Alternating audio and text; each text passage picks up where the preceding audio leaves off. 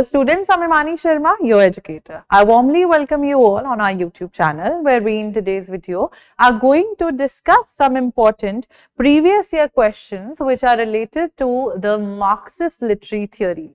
So we all know from the understanding of Marxism to us that it was somewhere or the other inspired or taken up as a concept to apply on the field or apply in the field of literature on literary works where the ideas have been taken up from Karl Marx and Friedrich Engels, majorly from Marx himself.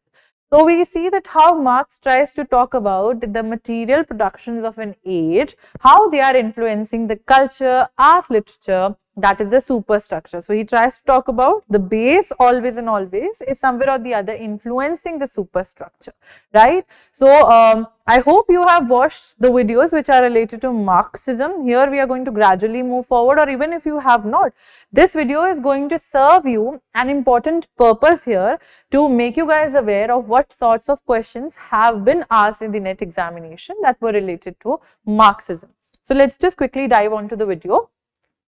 So very first question is, ideology and ideological state apparatuses is an essay by whom?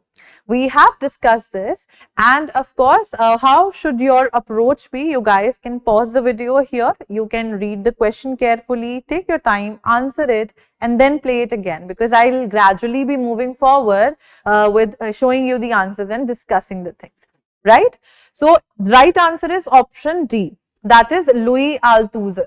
Louis Althusser tries to coin two types of terms which he calls state apparatuses, right? He calls them by the name state apparatuses. What are those two terms?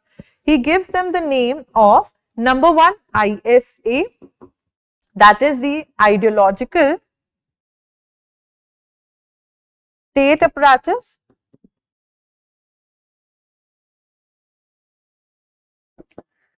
Then we have the RSA, that is the repressive state apparatus. Now, how are they different from one another? Ideological state apparatus tries to tell us that how the dominant class, whosoever is there in the ruling sphere in a society, how they ideologically, with the usage of mind, manipulation, etc., how it tries to influence the society entirely. How people are made to believe in what things are being done. That is ideology के साथ खेलना. That is ideology. State apparatus ideologically भी deal करती है. It works like that as well. Then comes the second part that Althusser only talks about as well, is repressive state apparatus. इसका काम क्या होता है? To make things work by coercion. Force के साथ, just as we see police, military, they maintain this thing, that law and order that is being practiced in the country, and even if they have to arrest someone, etc., they are doing that by force, so that the other people know कि हाँ ये चीज गलत है, हम लोग वो चीज नहीं करेंगे. तो यहाँ पे यूजेज ऑफ फोर्स होती है, यहाँ पे फोर्स नहीं, ideologically through manipulation things are done, right? So this is the term that was given by Louis Althusser, that's option D. Then we have the next question, who among the following Marxist critics has reconsidered the classic problem of base and superstructure in relation to literature? Literature के context में. So pause again, because I'll be moving ahead with the slides like this. Then answer to this question is option B, that is Raymond Williams. Raymond Williams, in his essay by the title Marxism and Literature, tries to talk about this problem. Now, why am I calling it the problem here? Because he now tries to interpret Marxism in the field of literature, tries to bring it here.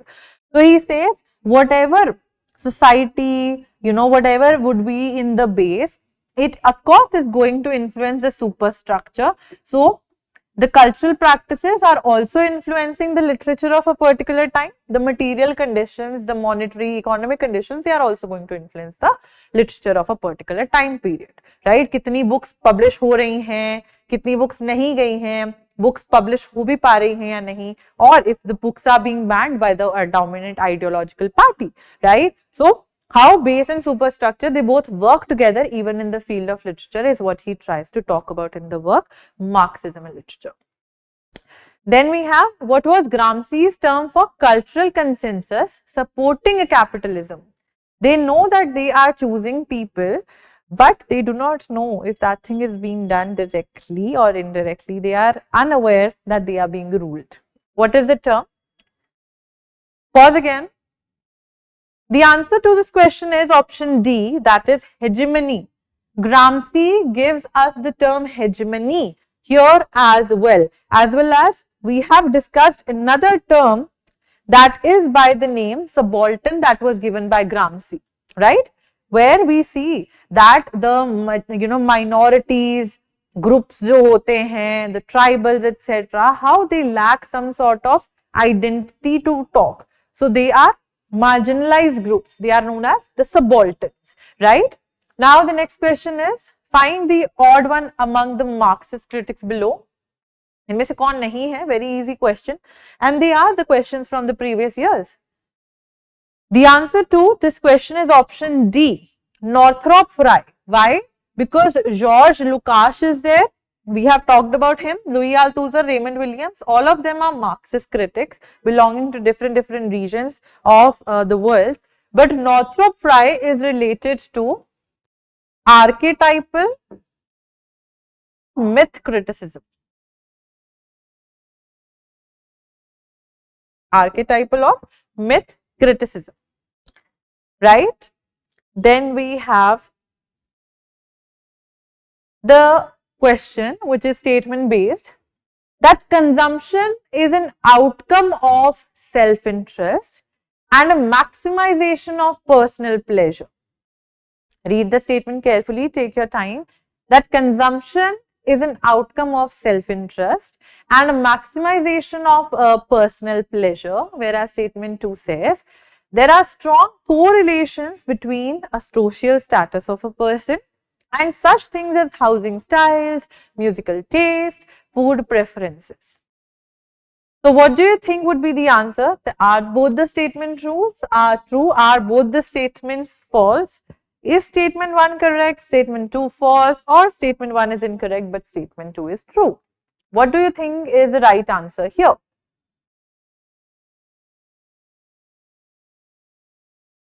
The right answer to this question is option A, that both the statements are true. Now, if I try to discuss statement 1 with you, here consumption is being talked about in the sense of Marxism. That how the products in mass culture, how they are produced, and ये concept हमें mass culture का कौन देते हैं? It is given by Walter Benjamin. Benjamin says that just like any song is liked by people, the singer tries to produce some sort of the same songs etc. उसी धुन में उसी तरीके के गाने बनाने लग जाते हैं because the public is liking it. Same is the case with the novel, same is the case with literature, same is the case with clothes. If you see, there is one sort of piece of clothing that people like in today's time, there will be very much production of the same product because they are packaged and then consumed by the public.